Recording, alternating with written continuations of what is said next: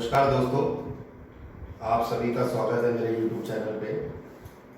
पिछले वीडियो में हमने पार्ट ऑफ स्पीच नाम के नए चैप्टर की शुरुआत की थी और उसमें दो मुख्य पार्ट ऑफ स्पीच के ऊपर हमने चर्चा की थी, नाउन और दूसरा था प्रोनाउन। उस चर्चा में हमने एक लिस्ट प्रोनाउन के ऊपर आपको बना के दिखाई थी और उसके जो कंटेंट थे वो संक्षिप्त रूप से आपके सामने डिलीवर कर दिए थे और हमने आपसे कहा था कि अगले वीडियो में हम आपको उस लिस्ट के बारे में डिटेल से जानकारी देंगे। देखिए, ये जो वीडियोस आपके सामने मैं डिलीवर कर रहा हूँ, इनके अंदर जो बेसिक नॉलेज का कंटेंट है उस पर बहुत विशेष ध्यान देने की जरूरत है, क्योंकि इंसान वही बड़ा बनता है जैसे छोटी छोटी चीज़ों को ध्यान रखना आता है। आज किसी भी महान व्यक्ति का आप चरित्र उठा के देख लीजिए या जीवन उठा के देख लीजिए, वो व्यक्ति ही महान बना है इस दुनिया में जिसने हर छोटी छोटी चीज़ का अपने जीवन में ध्यान रखा है। तो ये दिखने पे आपको हो सकता है छोटी छोटी चीज़ें लगे, पर इनका आपके सिलेबस में बहुत बड़ा रोल है। और ये अंग्रेजी बिल्कुल ऐसे मैं आपके सामने डिलीवर कर रहा हूँ जैसे आपने बचपन से कुछ पढ़ा ही नहीं है।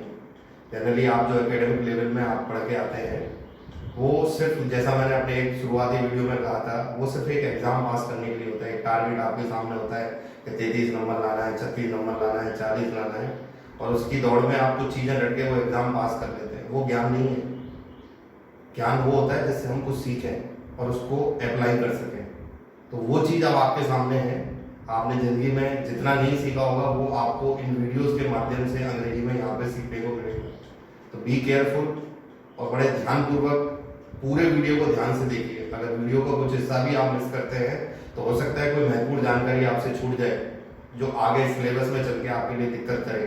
तो वीडियो को शुरू से लेकर अंत तक देखते रहिए, लाइक करिए, सब्सक्राइब करिए चैनल को और अपने मित्रों को शेयर करिए, क्योंकि ये वो चीज़ें हैं जो आपको तो ज्ञान देंगी ही, आपके मित्रों को भी ये महत्वपूर्ण जानकारियाँ पहुँचाने में मदद करेंगी।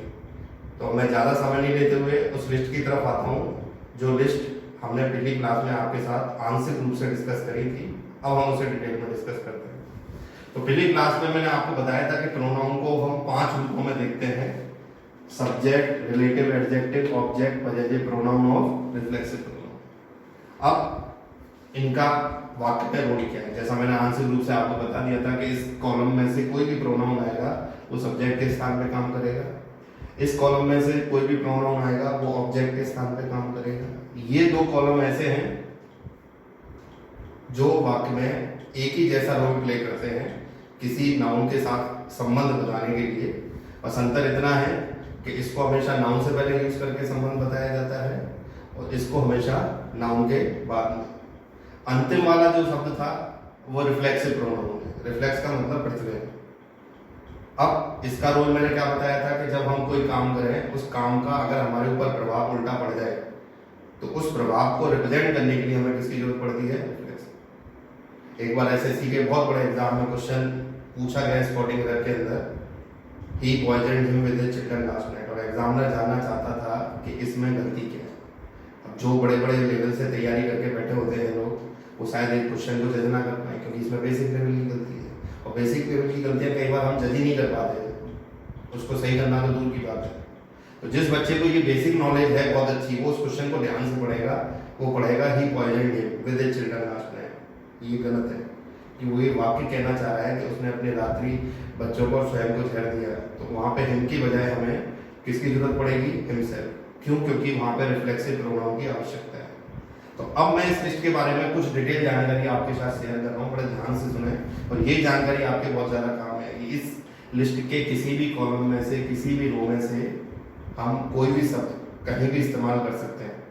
जैसे मैं वाक्य में एक प्रोनाउन यूज कर सकता हूँ, जैसे मैंने कहा आई एम गोइंग। किसी ने मुझसे कहा कि हर लाइन में से, हर रो में से अधिकतम कुछ शब्दों का इस्तेमाल करते हुए वाक्य बनाइए। तो जैसे मैंने एक वाक्य बना के दिखाया उसे, I am doing my work myself. उसने कहा यहाँ से बनाइए, तो मैंने कहा we are doing our work ourself. यहाँ से बनाने को कहा तो मैंने कहा you are doing your work और योर सेल्फ। यहाँ से कहा he is doing his work और हिमसेल्फ। इसके लिए आए तो she is doing her work herself. They के लिए आए तो they are doing their work और अंत में क्या आ गया? देमसेल्फ। तो ये कहानी खत्म होती है। यहाँ पे अब आगे जो जानकारी है वो बहुत महत्वपूर्ण है, उसे ध्यान से समझिएगा, क्योंकि ये जो शब्द हैं ये वो शब्द हैं जो अपने लिए ही काम करते हैं, किसी दूसरे के लिए काम नहीं करते। पर ये वो शब्द हैं जो स्वयं के लिए भी काम करते हैं, किसी नाउन का भी रिप्लेसमेंट होते हैं। और ये किसका रिप्लेसमेंट होते हैं, इसमें ही हम सबसे ज़्यादा गलतियाँ करते हैं। जैसे सपोज करिए जो वाक्य मैं अभी ही के लिए बना रहा हूँ, अगर वही वाक्य मुझे वाक्य में इस व्यक्ति के लिए बनाना हो और वो है रवि, तो मुझे ये नाउन को इनमें से किसी प्रोनाउन से कोरिलेट करना आना चाहिए कि ये किस प्रोनाउन से कोरिलेट होगा। तो अगर किसी व्यक्ति का नाम हम सब्जेक्ट के स्थान पर ले रहे हैं तो वो हमेशा थर्ड पर्सन में ही के साथ जुड़ेगा।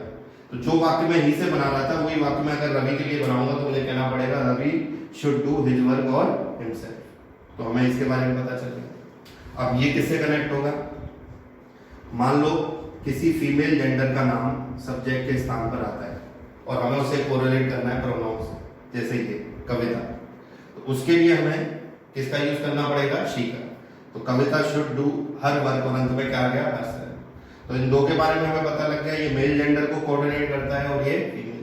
अब इन दो की बात करें, एक बार क्वेश्चन आता है एग्जाम में, bank pays bonus to his employ every year. अब बच्चा देख लेता है उसको, उसे नहीं पता कि इसमें क्या करती है, क्योंकि उसे अपने के लिए कोई भी शब्द दे दो, माई एवर योर, उसे चलता है सारा। तो कंपटीशन में या बड़े एग्जाम में ये जानकारियाँ गलत होती है। लिखने में भी बहुत गलतियाँ आपके सामने ऐसी करोगे जो आपको पता ही नहीं होगा ये गलती है। तो वो कह रहा है bank pays bonus to his employ every year. अगर बैंक इसको कोऑर्डिनेट कर देगा तब तो हम इसे मान लेंगे, तो इसका मतलब ही गलत है, क्योंकि बैंक ही से कोऑर्डिनेट नहीं होता, ही से जुड़ता नहीं है। तो अब इन दो का रोल समझे। तो लास्ट वाला जो प्रोनाउन आप देख रहे हैं इट, ये हमेशा याद रखिए दो चीजों से बनता है, या तो कोई ऑर्गेनाइजेशन जैसे बैंक, कंपनी, इंस्टीट्यूट, या फिर कोई सिंगुलर वस्तु, कोई ऑब्जेक्ट, सिंगुलर ऑब्जेक्ट जैसे बुक है, पेन है, पेंसिल है। तो ये इट हमेशा ऐसी चीजों से रिलेट होता है जो किसी ऑर्गेनाइजेशन को सिंगुलर फॉर्म में रिप्रेजेंट करते हैं और किसी वस्तु को सिंगुलर फॉर्म में रिप्रेजेंट करते हैं। तो मैं जो कह रहा था bank pays bonus to his employ, वो गलत है। वहां मुझे हिज की जगह किसका इस्तेमाल करना चाहिए, इट्स का। तो तीन प्रोनाउन के बारे में हमें जानकारी हो गई, ये मेल जेंडर को, ये फीमेल, ये किसी वस्तु या किसी संस्था को सिंगुलर फॉर्म में। अब बात करते हैं हम देखिए, तो अंग्रेजी के जितने भी प्लूरल नाउन हैं वो सारे दे से जुड़े हुए हैं, चाहे वो व्यक्ति के लिए हो, चाहे वस्तु के लिए, चाहे संस्था के लिए। जैसे मान लीजिए मैंने लिखा बैंक्स, मैंने लिखा बुक्स, मैंने लिखा स्टूडेंट्स। तो ये सारी जानकारी हम किससे रिलेट करेंगे, जैसे मैं कहूँ हर बैंक अपने कर्मचारियों को बोनस देती है हर साल, तो यहाँ पे वो चीज दे से रिलेट होते हुए किसका इस्तेमाल हो जाएगा, देगा। तो चार चीजों के बारे में जाना, मेल जेंडर को ही से, फीमेल को सी से, सारे प्लूरल नाउन दे से जुड़े हुए होते हैं, और केवल वस्तु या संस्था सिंगुलर फॉर्म में आती है तो हम उसे किसके द्वारा जोड़ते हैं। ये पहला स्टेप है इस लिस्ट में इन चार प्रोनाउन का। अभी दो तीन स्टेप और मैं आपको इसमें बताऊंगा, तो अगला स्टेप जानने के लिए हम आगे चलते हैं। तो अगले स्टेप पे हम यहाँ ध्यान से दो नाउन देखें, एक डॉक्टर है, स्टूडेंट। इन्हें हम कॉमन जेंडर का नाउन कहते हैं, यानी ये मेल और फीमेल दोनों को रिप्रेजेंट करते हैं। तो अगर इनके लिए सिंगुलर फॉर्म है, मैं कहूँ हर डॉक्टर को अपने मरीज का विशेष ध्यान रखना चाहिए, तो डॉक्टर ही से भी रिलेट हो सकता है और सी से, आप एच भी लगा सकते हैं। और सेम वे मैं कहूँ स्टूडेंट को अपने करियर का ध्यान रखना चाहिए, तो स्टूडेंट भी मेल और फीमेल दोनों होता है, तो आप एच भी लगा सकते हो। और बट अगर मान लीजिए इनको हम प्लूरल बना दें, क्या बना दें, प्लूरल, तो ऐसी स्थिति में फिर ये दोनों ही नाउन किससे जुड़ जाएंगी, जैसे कि मैं कहूँ सारे डॉक्टर्स को ये करना चाहिए, सारे स्टूडेंट्स को ये करना चाहिए, तो फिर हम देश से जुड़े हुए शब्दों का इस्तेमाल करेंगे, यानी किसका इस्तेमाल करेंगे, दे। तो दूसरे स्टेप पे हमने ये जाना कि कोई भी कॉमन नाउन, कॉमन जेंडर वाला नाउन जो है वो अगर आता है, अगर वो सिंगुलर है तो दोनों से जुड़ सकता है, ही और शी, और अगर वो नाउन प्लूरल है तो फिर वो किससे जुड़ेगा, दे से। ये हमारा सेकेंड स्टेप था। अब आते हैं हम अगले थर्ड स्टेप, और उसमें थोड़ा सा और जटिल हो जाएगा, और उसको भी सीखेंगे कैसे हम इनसे प्रोनाउन से उनको जोड़ेंगे।